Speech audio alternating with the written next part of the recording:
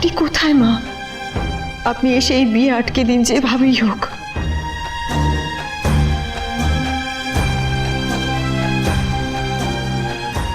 কি ভাবছিস? বাবা, মা এখনো এলেন না। মাকে ছাড়া কি করে আমি? লাবণ্য যদি এখনো না আসে, এরপর তো দেরি হয়ে যাবে। কিন্তু মায়ের অনুমতি ছাড়া আমি কি করে? ওনার অনুমতিটাও তো আমার দরকার। দিদিভাই তো চায় না এই বিয়েটা হোক। দিদিভাই এসে যদি বলে এই বিয়েটা হবে না, তখন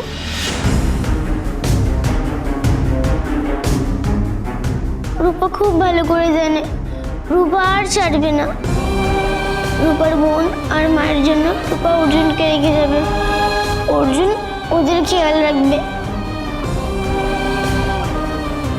রূপার তখন আর কোনো চিন্তা থাকবে না।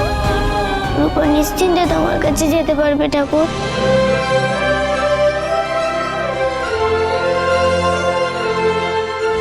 রূপা, আমি যেমন তোর কথাটা শুনেছি তেমন তো মায়ের কথাটাও শোনা উচিত, তাই না?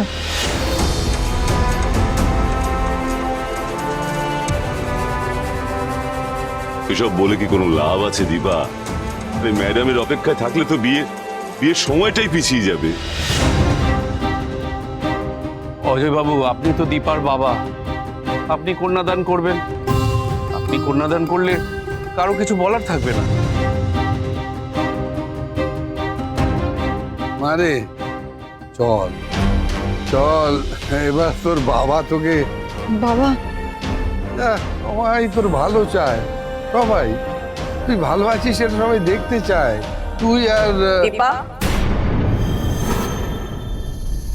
মা, মা আপনি এসেছেন? অজয়বাবু, রত্না দেবী আপনারাও এসেছেন? বিয়ের প্রস্তুতি চলছে বুঝি? হ্যাঁ, ওই আমাদের মেয়ের মুখ চেয়ে আসতেই হলো। আমি এখানে এসে বোধহয় অসুবিধাতে ফেললাম না সবাইকে? না, আপনার তো আবার অর্জুনের সঙ্গে দীপার বিয়েটা নিয়ে আপত্তি আছে।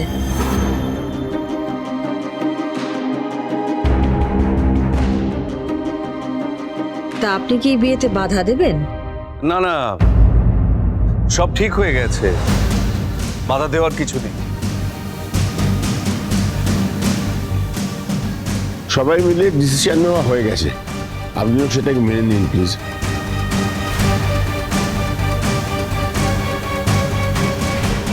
কি হলো, কিছু বলুন।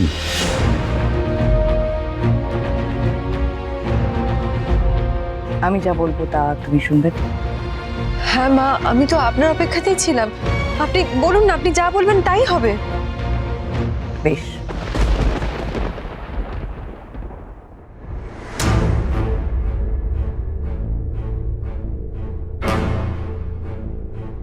চলো তাহলে।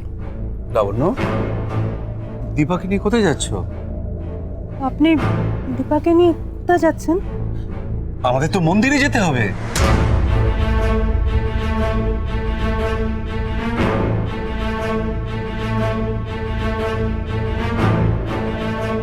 আমার মেয়েটা অনেক কষ্ট পেয়েছে, অনেক অপমান, অনেক যন্ত্রণা সহ্য করেছে,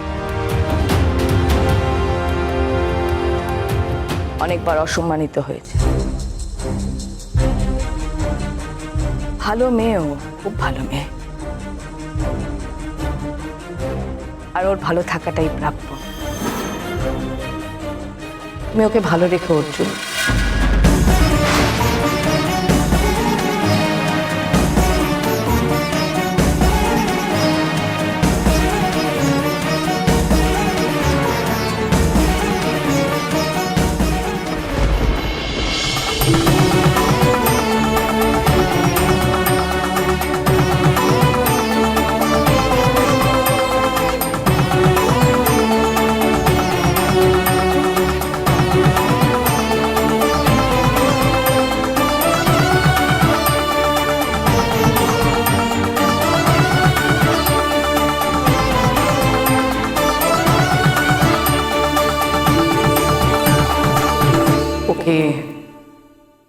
সম্মানে আর মর্যাদায় রেখো।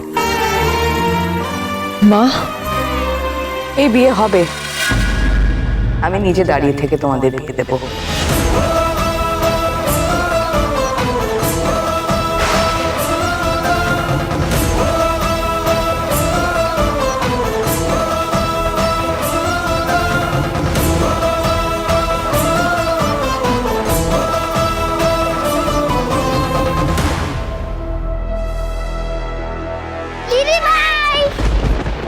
দিদি ভাই, আমরা খুব খুশি হয়েছি।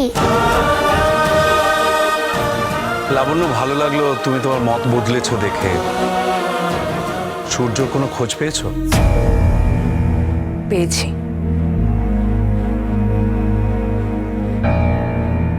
তোমার ছেলে আরেকটা বিয়ে করেছে।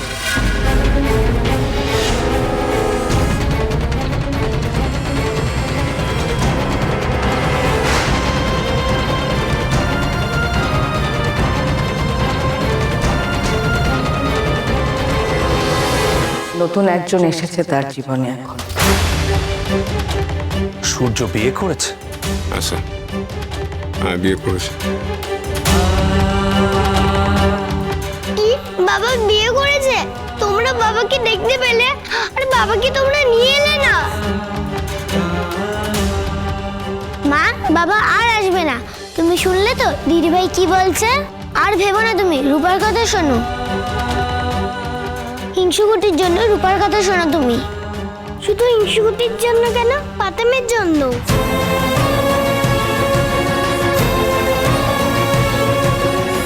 অর্জুন, তোমার ভবিষ্যৎ দীপা।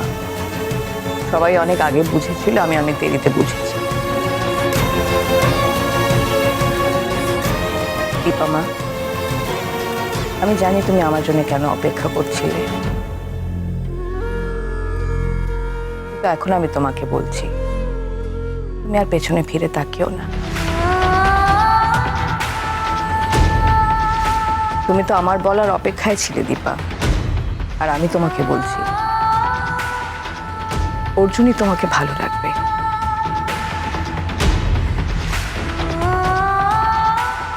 তাই আর দেরি করো না, বিয়েটা তুমি করো।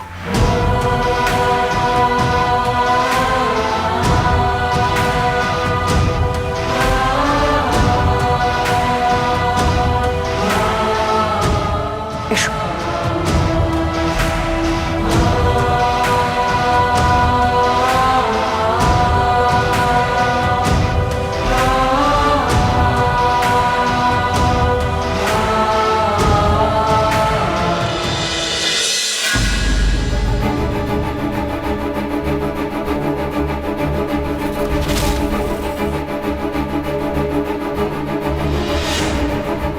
সরি।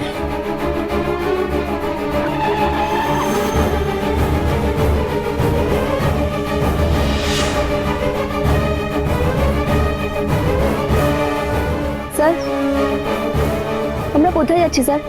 প্লিজ বলবেন। আপনি পরে সবটা জানতে পারবেন, কিন্তু আপনি চিন্তা করবেন না, আপনার কোনো অসম্মান আমি হতে দেবো না। আমি জানি আপনার মনে এখন অনেক কিছু চলছে, আমি কথা দিচ্ছি আপনার বাবার হাতে আপনাকে সসম্মানে তুলে দেবো আমি। আপনি আবার আপনার নর্মাল জীবনে ব্যাক করতে পারবেন। আপনি আমার হাত ধরলেন, সব কিছু কেমন অন্যরকম মনে হলো যেন। আপনি কি পারবেন আমার অতীত, আমার অন্ধকার জীবন থেকে আমাকে বের করে আনতে? কেউ কি পারবে? ভগবান, আমি এখনো জানি না তরিদ্দা যে কথাগুলো বলছিল সেগুলো সত্যি কিনা। সেগুলো যদি সত্যি হয় তাহলে না না না, এখনো সময় আছে, দেরি হয়নি। আমি আসছি, আমি আসছি, আই এম কামিং।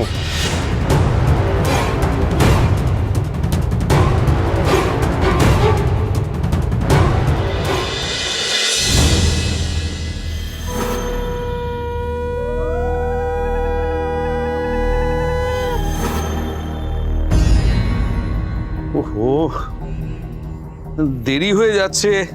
বলছি লাবণ্য, লগ্ন পেরিয়ে যাবে না তো? তাহলে বিয়েটা শুরু করা যাক। ও অরুণা, মালা জোড়া রাখা আছে, নিয়ে নিও কিন্তু। হ্যাঁ এই মালা আমার কাছে আছে, কিন্তু গাড়িতেও আরো বাকি জিনিস রয়েছে, আমি এক্ষুনি নিয়ে আসছি। একটু দাঁড়ান, আমার কিছু বলার আছে। তুই আবার কি বলবি? আমার একটা রিকোয়েস্ট আছে।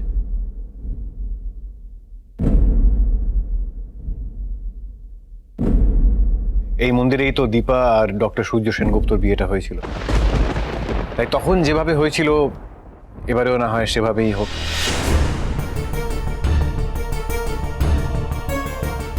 মানে তুমি কি বলছো?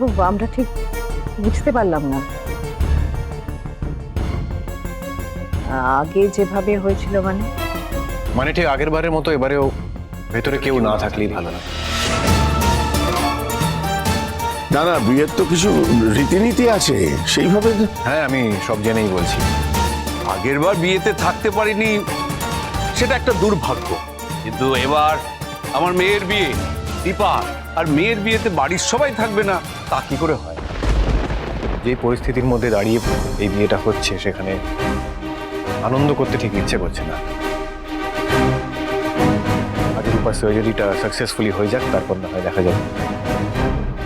এইটুকুই পারমিশন আমি চাইছি। মানে আপনারা সবাই থাকুন, অবশ্যই থাকুন, কিন্তু বিয়েটা মন্দিরের ভেতরে ভগবানের মূর্তির সামনে হোক, সেখানে আর কেউ না থাক, এইটুকুই চাওয়া।